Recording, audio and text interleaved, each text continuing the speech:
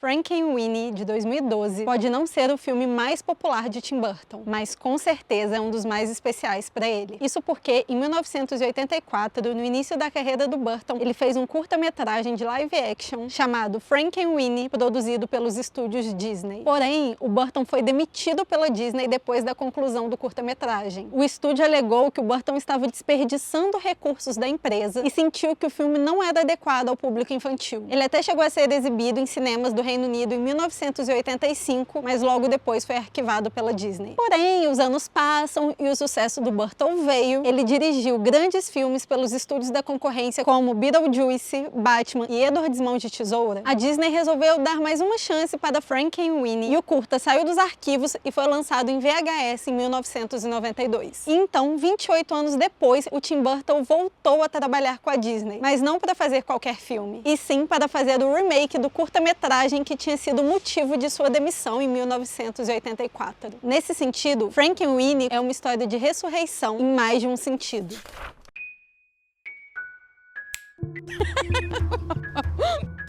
Olá, excêntricos! Bem-vindos ao Halloween do Clube. Eu sou a Ana e antes de iniciar esse vídeo, cheque se você está inscrito no canal, já ativa o seu sininho, deixa o seu like e o seu comentário aqui. Embora quase 30 anos tenha se passado, a adaptação do diretor foi fiel ao seu curta de 84, retendo todo o apelo da velha guarda do original. É como se os dois pudessem ter sido feitos na mesma época. Em preto e branco, o filme homenageia e reconhece uma ampla gama de filmes clássicos de monstros e de terror. Mas a maior das referências, sem nenhuma dúvida, é o conto de 1818, Frankenstein. Para os fãs de Tim Burton, o filme se passa em um ambiente bastante familiar e seus personagens são lotados de contrastes. Vê-los em preto e branco só sublinha ainda mais o seu grotesco. E, de fato, toda a história se beneficia dessa ausência de cor. O universo de Frankenweenie é um mundo meio árido e não tem nenhum espaço para tons suaves. Aqui, o Burton trabalha com um método de animação stop motion com bonecos. Cerca de 33 animadores foram contratados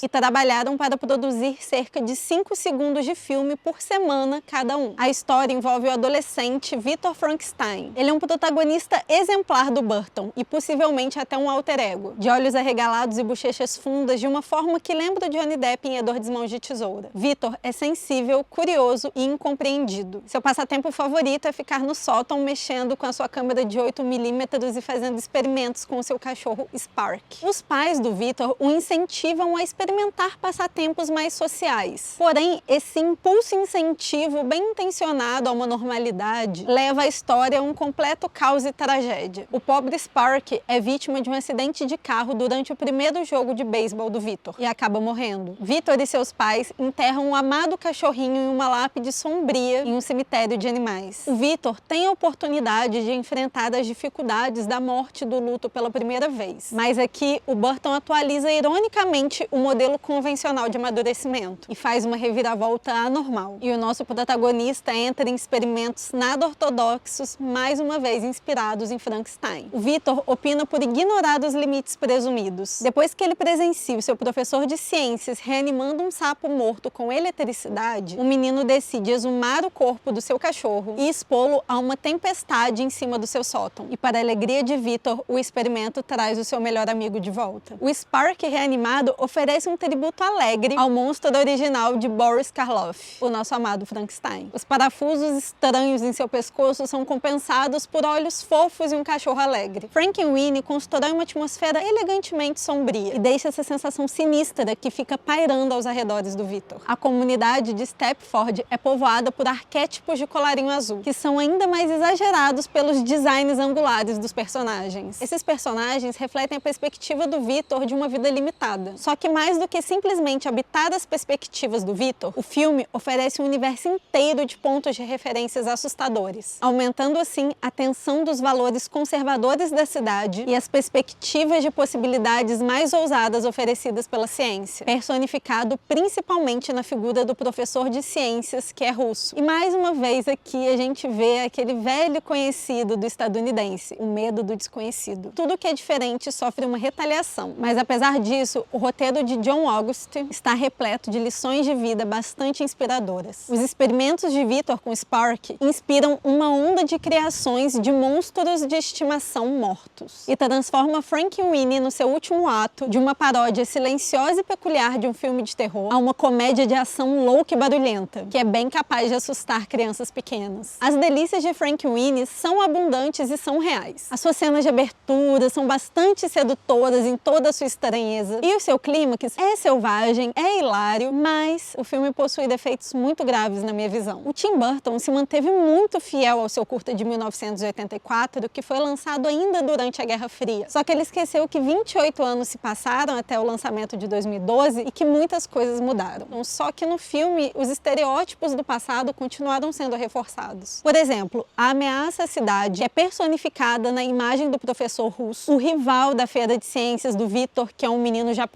com um sotaque super intenso e vilanesco. As meninas não participam da feira de ciências e, por último, mas não menos importante, a personagem da mãe, que é o próprio estereótipo da mãe de subúrbio, dona de casa desatenta, meio burra, meio avoada. E assim, todas essas coisas não colam mais. Mesmo em 2012, elas já eram muito passadas. E hoje em dia, então, fica ainda mais difícil engolir, não ficar incomodado com isso. Então, na minha humilde opinião, Frankenweenie envelheceu mal. Porque, apesar de ser uma obra recente, é um filme com uma visão de 1984. Mas isso não é motivo para você não assistir. Porque se você ignorar todos esses defeitos e aproveitar todos os easter eggs e referências contidas na obra do Burton, Frankenweenie vira um gostoso jogo para aquelas pessoas que amam prestar atenção em todos os detalhes e pegar todas as referências. E devo dizer que elas são muitas durante os 80 minutos do filme. E uma dica que eu dou, não foque apenas nos filmes de monstros, porque do nada você pode pegar uma referência de Hitchcock ali numa cena jogada. Mas é apenas pelo reforço de todos esses estereótipos que eu acho que a gente não deve reforçar, é que eu não recomendo para crianças, ainda que seja uma animação da Disney. Mas se você é um adulto com alma de criança que ama jogos com uma pitada de bizarrice, esse pode ser um filme bem gostoso e nostálgico que vai te despertar a vontade de revisitar grandes clássicos do terror. Tchau!